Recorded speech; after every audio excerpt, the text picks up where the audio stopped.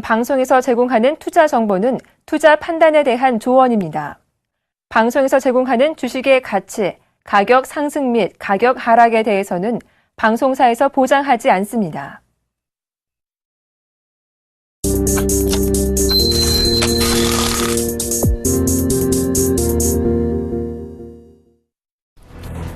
미국의 지난 8월 내구재 주문이 항공기 수요 부진에 따라 급감한 것으로 나타났습니다. 미 상무부는 이날 미국의 내구재 주문이 전월 대비 18.2% 감소했다고 밝혔습니다. 상무부는 지난 7월 내구재 주문이 전월 대비 22.6% 증가한 것으로 앞서 발표했으나 이번에 22.5% 감소한 것으로 낮춰 잡았습니다. 미국의 지난주 신규 실업수당 청구 건수가 증가했으나 여전히 8년 만에 최저치를 맴돌고 있는 것으로 나타났습니다. 미 노동부는 지난 20일까지 한 주간 신규 실업수당 청구 건수가 12,000건 증가한 29만 3천 건을 기록했다고 현지 시간으로 25일 발표했습니다. 마켓워치 전문가 예상치인 30만 건보다는 낮은 수치입니다. 마리오 드라기 유럽 중앙은행 ECB 총재는 유로존 물가 상승률이 목표치까지 도달하지 못할 위험이 높아질 경우 대규모 국채 매입을 비롯한 양적 완화에 나설 준비가 되어 있다고 재확인했습니다. 드라기 ECB 총재는 이날 ECB가 공개한 리투아니아 현지 경제 매체와 인터뷰에서 ECB가 중기 물가 상승률 전망에 대한 위험에 맞선다는 태세를 유지하고 있다며 ECB는 권한에 따라 추가적 양적 완화 정책을 사용할 준비가 되어 있다고 말했습니다. 영국의 기준금리 인상 시기가 가까워지고 있지만 추후 금리 인상은 점진적이고 제한적으로 이뤄질 것이라고 마크 카니 영란은행 총재가 밝혔습니다. 카니 총재는 현지 시간으로 25일 영국 웨일즈에서 보험 계리사와 전문가들이 모인 자리에서 최근 유럽의 경기 침체에도 불구하고 BOE가 내년 초 기준금리 인상에 나설 수 있음을 이같이 시사했습니다.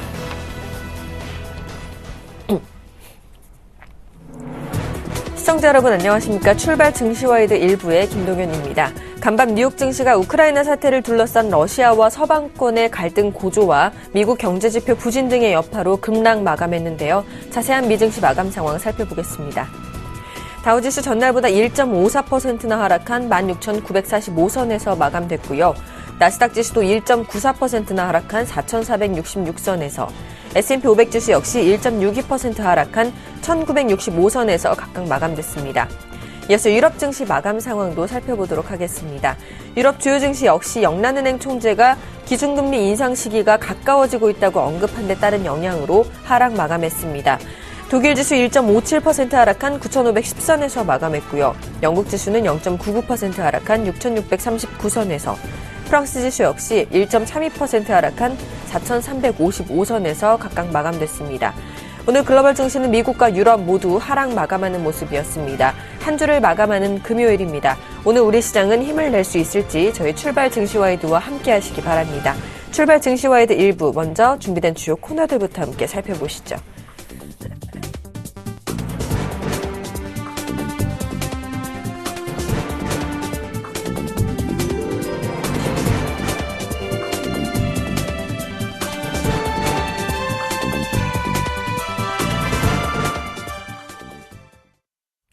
첫 시간 청손촌놈 샘플러스 신창원 전문위원과 함께하는 증시타파 시간입니다. 대표님 안녕하세요. 예, 김영현 의원님 안녕하십니까. 안녕하십니까. 시청자 여러분 그리고 해외교포 여러분 반갑습니다. 청손촌놈 신창원입니다. 자, 전일 우리 코스피 지수는요. 기관이 순매수해줬지만 외국인들의 대량 매도세에 약보합권에서 마감을 했습니다. 오늘 글로벌 증시 굉장히 안 좋은 모습인데요. 한 주를 마감하는 금요일 오늘 우리 시장 어떻게 전개가 될까요?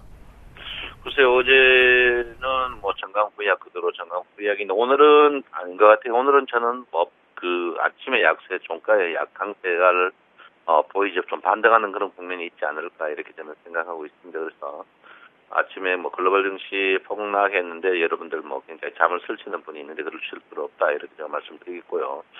어쨌든간 이제 미국 다우존스 지수 핑계죠.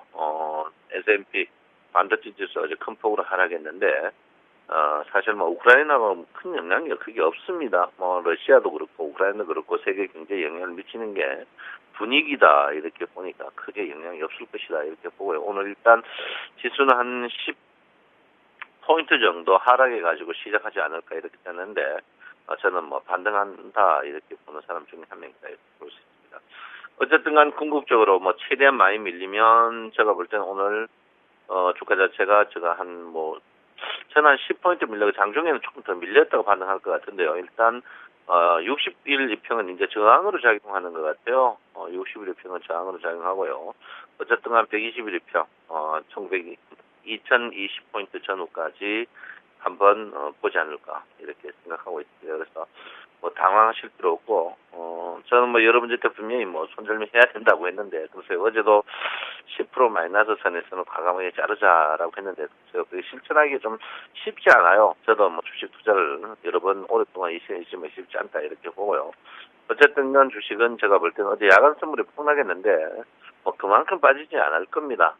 그 이유는 뭐 기관들의 매수 그런 부분인데 어쨌든 주가는 약세라도 거의 저희 다 온 그런 약세가 아닌가 이렇게 생각하고 있고요. 자, 이럴 때 이제 심리선 볼 필요 있는데 심리선이 현재 40이거든요. 떨어지면 이제 30, 20인데 떨어져봐야 이틀 정도입니다. 그래서 주가가 이미 이제 짧은 기간에 많이 떨어졌기 때문에 짧은 시간에 많이 떨어졌기 때문에 제가 볼 때는 심리선이 회복이 돼야 돼요. 회복이 안 되면 주가가 추가적으로 이제 안 떨어진다 이렇게 봅니다. 그래서 제가 볼 때는 오늘 뭐 전저점이죠. 2020포인트 여기에서 걸리지 않을까 이렇게 생각하니까 너무 또 위축이 될 필요 없다 이렇게 제가 볼 수 있습니다. 제가 뭐 주가가 이제 크게 아직까지 안 떨어진다 하는 이유 중에 하나가 큰 게임이 안 벌어졌어요. 기관과 외국인의 큰 게임이 지금 안 붙었습니다. 아직까지 이제 외국인이 이제 시비를 걸고 있는데 기관이 아직까지 게임을 안 하고 있어요. 안 하고 있어가지고 그러니까 아직까지 뭐 우리나라는 글로벌 주식 며칠 동안 글로벌 주식 폭락해도 우리나라 증시 크게 뭐 반대로 움직였습니다. 그만큼 이제 파생의 영역에서 가장 큰 파급 효과를 미치는 그런 부분이다 이렇게 보기 때문에 아직까지는 뭐 제가 볼 때는 뭐 큰 걱정 없지 않을까 이렇게 저는 생각하고 있습니다. 자, 뭐 코스닥입니다. 코스닥 어제 또 한 방 맞죠?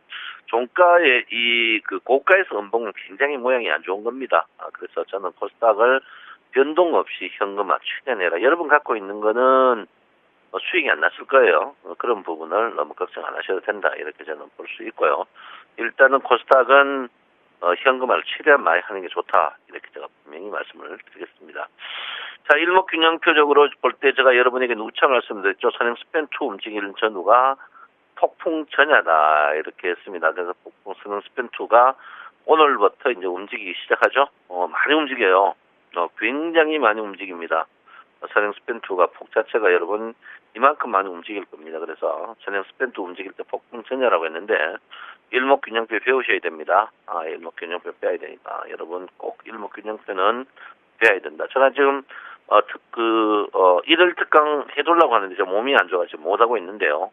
상황 봐서 하도록 하겠고 일단 일목균형표로 봐서는 지금 구름의 변곡이 확실시된다. 구름의 변곡이 확실시된다면 이제는 3한 4원이 아니라 4한 3원 떨어진 날이 확실히 더 많은 날로 변곡된다. 그렇지만 구름 변곡 자체가 구름 변곡 날 때는 답으로 또 콜 뜰 수 있다. 보통 구름 변곡 전에 빠지면 구름 변곡 이후에는 반등할 가능성이 있습니다. 그래서 저는 그렇게 생각해요. 지금 아직까지는 뭐 폭락 전저점을 깨는 그런 종합주가의 폭락 이건 아닙니다. 이건 아니니까 저는 뭐 여러분에게 좀 말씀드렸지만 2000포인트는 볼 것이다라고 제가 했고요. 일단 아직까지 왕폭락 나오고 뭐 2000포인트를 깨고 그런 자리는 절대 아니다. 그리고 아직까지 제가 누차 했지만 선물이 많이 걸리지 않고는 게임이 안 벌어진다. 이렇게 제가 분명히 여러분에게 말씀을 드리겠습니다. 자, 원화의 강세가 두고두고 확인이 되죠. 뭐 요즘에 휘발유값 넣으면 좋기는 좋습니다만 원화 강세는 제가 누차 여러분에게 이야기했지만 우리에게 굉장히 상처를 주는 그런 자리 경제가 되지 않을까 이렇게 생각하고 있습니다. 근데 최근에 우리나라 증시 어제도 이제 우리나라 증시가 약세 보이는데 일본 증시 상해 증시 일본에 이제 엔화가 굉장히 지금 109엔까지 갔어요. 그래서 우리나라는 원화 강세인데 글쎄요, 원화 강세 이게 좋은 게 절대 아닙니다. 제가 누차 얘기했죠. 원화 강세 이후에 3개월 후에는 분명히 장이 우리 경제에 굉장히 치명타를 준다. 요즘 외제차 가격 보면 알 수 있을 것 같아요. 너무너무 싸요. 새 차도 뭐 소나타가 물론 차 좋습니다만은 소나타와 비슷한 그런 일본 차들이 굉장히 비싼 가격이 오고 있다. 그건 원화의 강세 때문에 수입 물건이 혜택을 보고 있다. 이렇게 보는데 우리 디저트 경제에 굉장히 영향을 안 주는 그런 파트가 아닌가 이렇게 저는 생각을 하고 있습니다. 어쨌든간 어제 일본 증시 상해 증시들이 좀 계속 좋거든요. 그래서 오늘도 한번 그걸 봐야 될 것 같아요. 그거를 한번 봐야 되는 그런 부분이 아닌가 이렇게 생각하는데 어쨌든간 아침에 제가 볼 때는 한 10포인트에서 12포인트 빠져가 시작할 겁니다. 빠져 시작하는데 어떻게 보면 오늘 만약에 주가가 빠지는데 기관의 선물에 공격적인 매수가 들어온다면 기관은 콜 쪽으로 보고 있다가 확실하게 보이거든요. 그래서 오늘 기관들의 모양을 좀 한번 꼼꼼하게 봐주십사. 그리고 선물이 여러분 보다시피 한 8일 정도 영업일수밖에 남지 않았습니다. 그래서 참 옵션이 8일밖에 영업일수 안 남았는데 아직까지 안 붙었어요. 세게. 그래서 한번 세게 붙는 걸 한번 봐야 되는데 제가 누차 얘기했지만 우리 개인들이 전부 상방향을 보고 있다. 이게 이제 문제가 됩니다.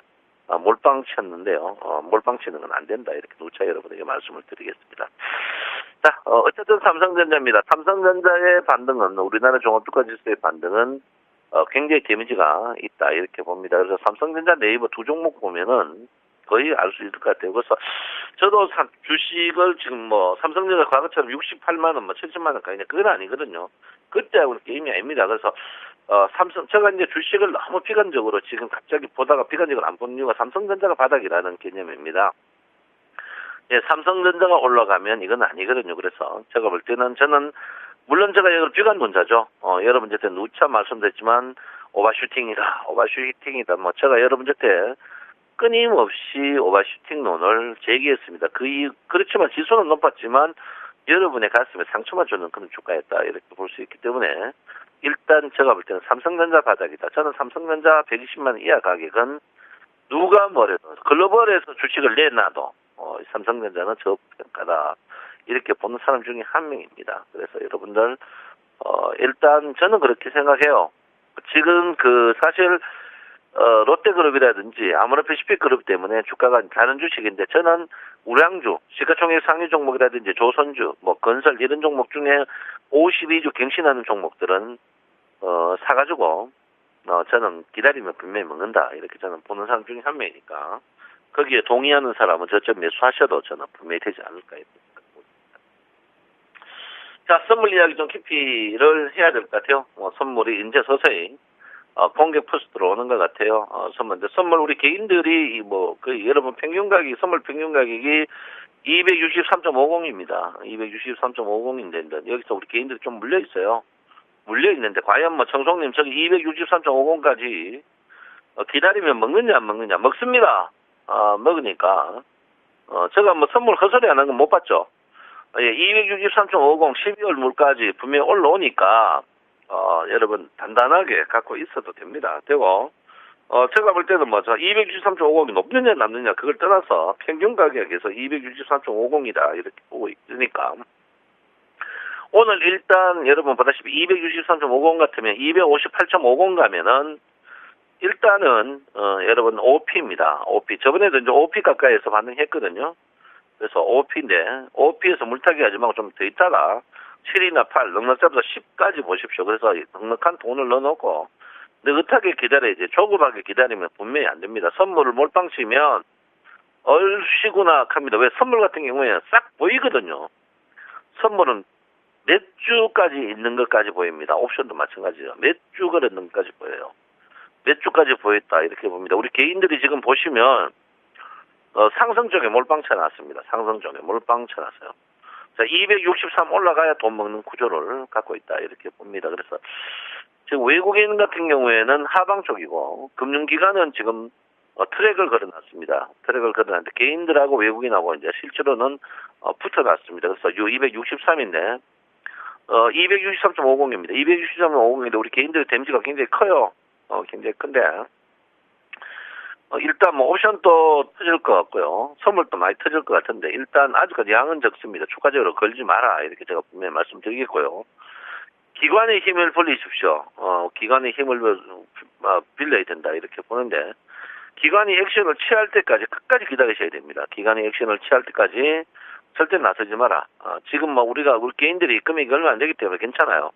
일단 기관들의 힘을 빌리고 기관과 외국인 싸움에 그 싸움에서 우리가 승리할 수 있어야 된다. 이렇게 볼 수 있습니다. 우리가 지적 싸움에 나서지 마십시오.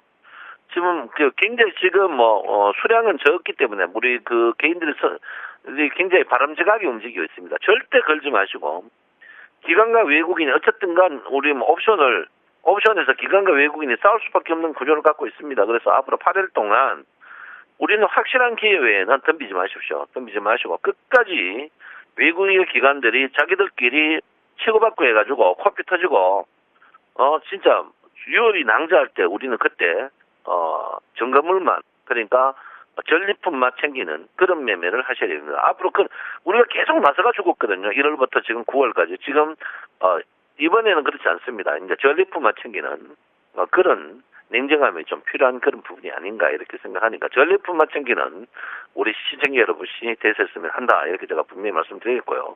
글쎄 어쨌든 우리나라 주식은 최근에 보시면 거의 엉디에 뿔난 주식입니다. 미국이 글로벌이 뜨거나 빠지거나 우리나라는 오직 선물의 영향 때문에 그러니까 너무 신경 쓰지 마시라 이렇게 말씀 드리고요. 우리나라 오늘 주가가 큰 폭에 떨어지더라도 제가 볼 때는 또 볼륨제 밴드입니다. 25포인트 이하는 언더슈팅이다 이렇게 저는 보고 있고요. 일봉도 마찬가지입니다. 일봉도 2020 1P 2020포인트 이상은 언더슈팅. 그럼 2020포인트 이하는 제가 볼 땐 반등한다고 보는 그런 국면입니다. 만약 2020포인트 이하에서 떨어졌다 그러면 월요일에 분명히 반등하는 그런 국면입니다. 그러니까 여러분께서 당황하지 마시고 해야 되는 그런 부분이다 이렇게 볼 수 있습니다.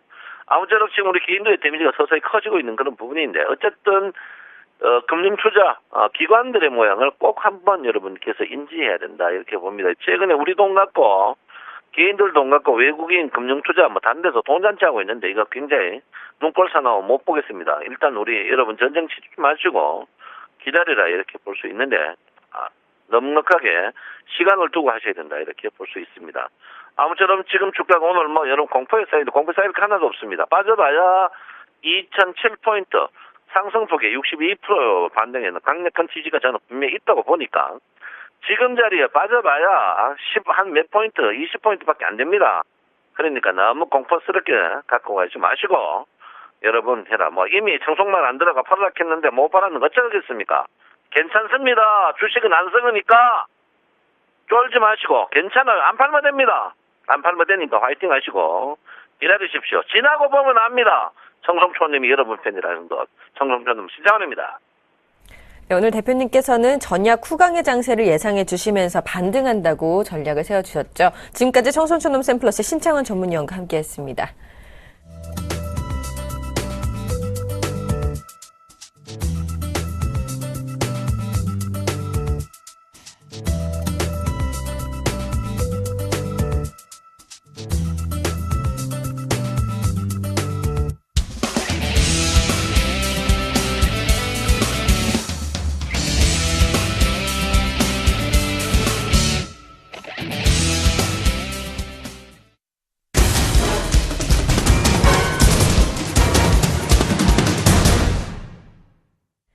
오늘의 상한가 예상 종목을 알아보는 시간이죠. 슈퍼개미 이드코의 상한가 팩토리 시간입니다. 멘토님 안녕하세요.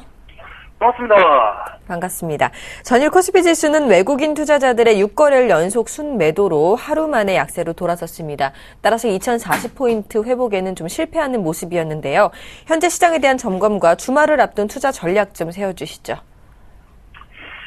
글쎄요. 일단 어제 같은 경우가 이제 말씀드렸던 지수 2050포인트에 대한 돌파 여부를 체크하자라고 좀 말씀드리면서 일정 부분 현금화하자라고 했던 부분과 그것들이 일단 10월 달에 양적 완화 종료 시점에 대한 변동성에 대한 모습들이 이어지고 있는 상황이다라고 좀 볼 수 있겠죠.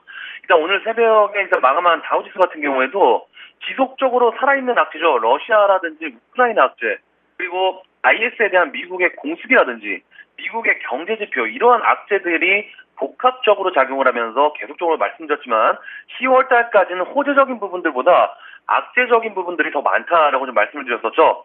그런데 이제 간밤에 이제 마감한 다우지수 같은 경우가 종가를 장중 저가로 마감을 시키면서 캔들의 모습이 상당히 조금 안 좋은 그런 상황으로 하락을 예고하는 어떤 포지션들이 곳곳에서 일단은 포착이 되고 있는 그런 상황이죠. 특히 이제 10월 달 구간으로 들어서는 시점에서는 상당히 이제 리스크 관리에 집중을 해야 된다라고 좀 볼 수 있겠고요.